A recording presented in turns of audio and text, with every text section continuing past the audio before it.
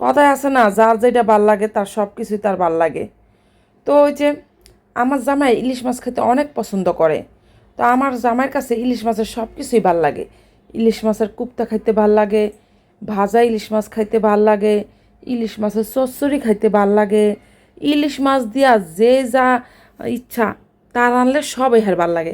যদি তুমি পারো ইলিশ মাছের স্যুপ রান্না করে দিলে তাও হ্যাঁ খুশি হয়ে খাইব।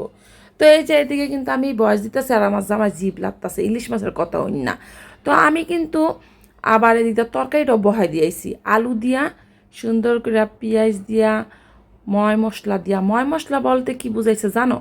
হলুদের গুঁড়া, মরিচের গুঁড়া দিছি, আর এই যে পেঁয়াজ কুচি দিছি, আর পরিমাণ মতন লবণ দিছি, মানে স্বাদ মতন লবণ, আর তেলও দিয়া দিছে। আর এই যে ভালো করে মাখতাছি, বুঝছো, একটা হাতে মাইকা ভালো করে ইলিশ মাছ আজকা বহাই দিতাছি।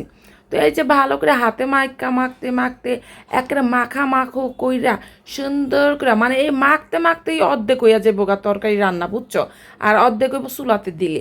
তো এই যে দেখো মাখো মাখো করে আলাইছি আমি, মাখতে মাখতে মাখতে মাখতে সুন্দর করে অনেক পরিমাণ মতন কী হইব পানি দিয়া দিমো। আবার কিন্তু তেল তো আগে একটু করে দিছিলাম, এরপর আবারও তেল দিয়া দিমো, বুঝছো। আর দেখো কি সুন্দর মাখতে মাখতে কি সুন্দর কালার আইয়া পড়ছে ইলিশ মাছের। আর এগুলো আসলে মাজারও ইলিশ মাছ, মানে ছোটও না বেশি, বড়ও না বেশি, মাজারও সাইজ যেটা কয় মানুষে, বুঝছো। তাই আমি একটু আদর করে রাখছি মাজারও ইলিশ মাছ। তো কেউ আবার কিছু মাইন্ড করো না।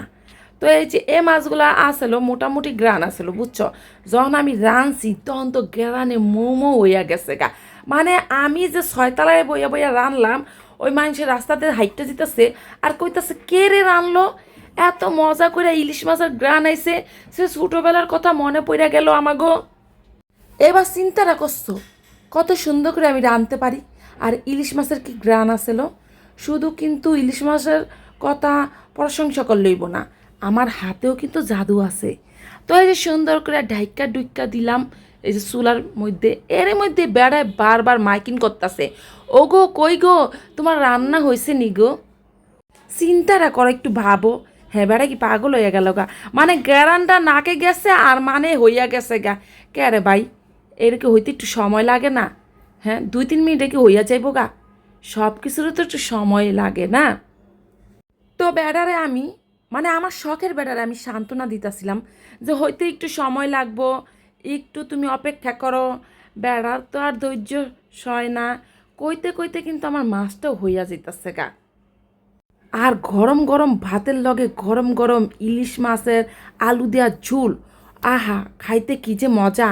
তো এই যে আমার বেড়ায় নিজেই বাইরে নিতে দেখছো, একা পুরা আমি কড়াইটা নিয়ে বেড়ার সামনে দিছি, নে বেড়া নে, তুই পেট বইরা মন বইরা খা, আর খাইয়া খাইয়া বোর লেগা দোয়া কর। আমার শখের বেড়ায় তো মহা খুশি হইয়া গেছে গা। তো এই যে কড়াই থেকে লইয়া লইয়া নিজের ইচ্ছা মতন খাইতাছিল, আর আমার লাগা বইয়া বইয়া দোয়া করতেছিল। অনেক মজা হয়েছে।